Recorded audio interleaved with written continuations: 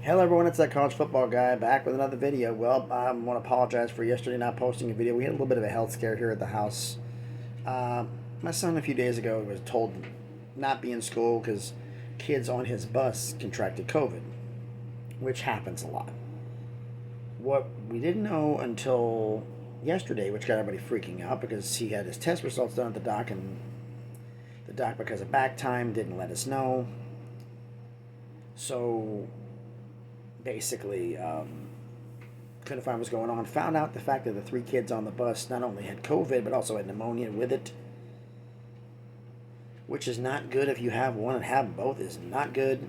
But Doc called up and said, "Well, I hate to tell you this, but your kid's absolutely fine, so you're not missing school. You're okay." But that pause of "I hate to tell you this" was like, work on your bedside manner, Doc.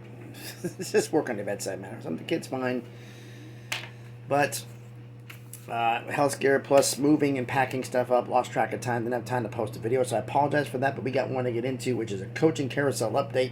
Some stuff that broke just a little bit ago, just added to the top of this. In addition to the SEC taking a pay cut, I'll explain that. But first and foremost, let's get the housekeeping out the way. Everyone, please hit the thumbs up, smash the like button. It helps with the algorithm. It helps the video be seen by more people. Comment on the video. I want to hear what you think about some of these moves. We get a few to go through. And subscribe to the channel. We're on our way to 400 subscribers. Let's see if we can get there. All right, first off, just happened. Indiana has hired Tulsa co-defensive coordinator Matt Guerrieri to be their new safeties coach. Okay. Also, a little thing that's interesting to note, South Alabama offensive coordinator Major Applewhite is in Miami to interview for the new offensive coordinator job. That might be interesting to see if he gets it. Also, a little thing on here. Notre Dame is interviewing Utah offensive coordinator and quarterback Andy Ludwig to be their new offensive coordinator. See if he's interested in that. Those are rumors. Those are not definitive yet. Now, Marshall has hired Georgia Tech safeties coach Jason Samore to be their new defensive coordinator. Now, I should help Marshall out. Temple has hired Indianapolis Colts assistant coach Jarrell Matunga to be their new running backs coach. Okay, anytime you get an NFL coach on the staff, it usually helps. Now, here's the little thing that happened involving coaching here. We all know what happened right after I did my one last week, that Alabama hired Miami defensive coordinator Kevin Steele to be their new defensive coordinator. Well, the job for defensive coordinator was open, and Miami has announced that they have hired Tulane defensive coordinator Lance Guidry to be the new job. Having heard this, Charlie Strong, who is the co-defensive coordinator in Miami, announced to the team that he will not be returning since he got snubbed for the defensive coordinator job. Well, that's going to be interesting, and see, he may end up somewhere else getting a DC job. I mean, I see a couple spots here that may have some spots open for it, like Tulsa may be looking for one. A couple other spots may be looking for one, so we'll see here. He could be at Tulane, too, since they just lost their coordinator. And as for, I was talking about the SEC taking a pay cut.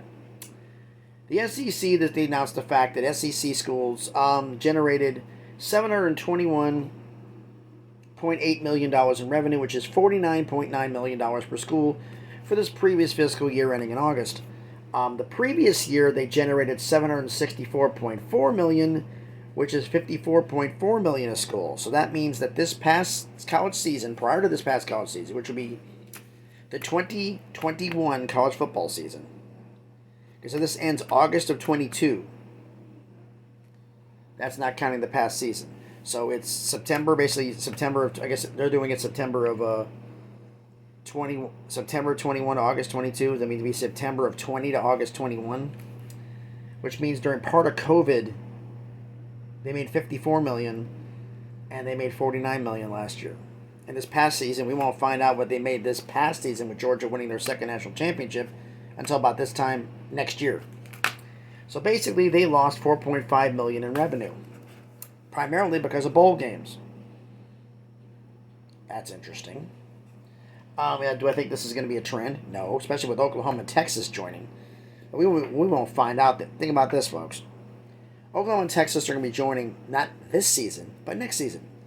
Which means we will not find out about the financial impact until not this coming February, or next February, but the February after. February, because February of 24 will be the 2022-23 season. 24 will be the 22-23 season, since we're finding out about 22 and 23. 23, so everything's a year behind. Everything is 6 months behind. So we won't find about this past season, the Georgia season, they went to the national championship until this time next year. We won't find about this coming season until 2 years from now. We won't find about the first year of Oklahoma and Texas until 3 years from now. 2025, February of 2025, we will find out about what happened. Or actually, no. February 2026. 3 years, yeah, 23, 24, 25, 26, yeah, it's 23 right now. February of 2026, we will find about Oklahoma's first year in the SEC in 2024. Starting 2024 and in 2025. This is nuts, isn't it? Like you need a scorecard to keep up with all this. So basically what it means is they lost $4.5 million in revenue from the partial COVID year to previous season when Georgia won their first national championship, that season. We won't find out this time next year what they did when they won the back-to-back. So let me know down in the comments what you think about this. Think it's going to be a trend? I don't see it happening. I would love to get Big 12 numbers on this, or Pac-12 numbers, especially Pac-12 numbers, what they're doing. And realistically, I want to see the numbers for everybody with USC and UCLA leave, Oklahoma and Texas coming in, the Big 10's new numbers, the new numbers for the Big 12, everything else. I'd love to see all this. But I have a funny feeling we're going to be waiting a while, unfortunately. So thanks everybody for watching the video. Again, apologize for yesterday. Unless something breaks tomorrow. Tomorrow is going to be, I did the Big 10. So tomorrow is going to be, actually I did Big 12, 2 days ago.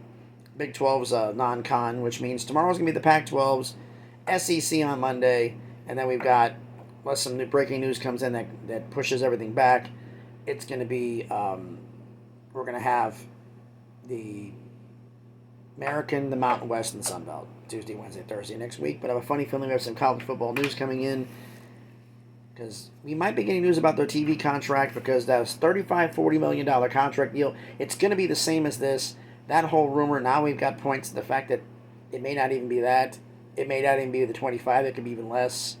So in other words, nobody knows anything. Everybody's taking stabs in the dark. So basically, folks, truthfully, we're not going to find out anything about the Pac-12 until the deal gets announced. And I believe they're actually going to expand before they do the TV deal. And then they said, oh, we're not going to have anything to do with this. I think ESPN told them who to get. They have denied it, but I think they did tell them who to get. But let me know down in the comments what you think. So thanks everybody for watching this video. I hope everybody's having a great Saturday. Be safe out there, and please be good to each other.